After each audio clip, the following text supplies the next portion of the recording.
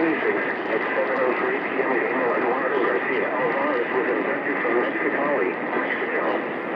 Garcia Alvarez is a 2-year-old Hispanic male, 2 feet 3 inches tall, weighing 30 pounds, with brown hair and brown eyes. Garcia Alvarez's clothing is unknown. The suspect, Selena Alvarez Toro, is a 32-year-old Hispanic female, standing 5 feet 1 inches tall, weighing 162 pounds, with auburn hair and brown eyes. Alvarez Toro clothing is unknown. The suspect is believed to be driving a white 2018 Honda Accord with a California license plate, California 9NMG31. The suspect may also be driving a white 2015 Hyundai Sonata with a California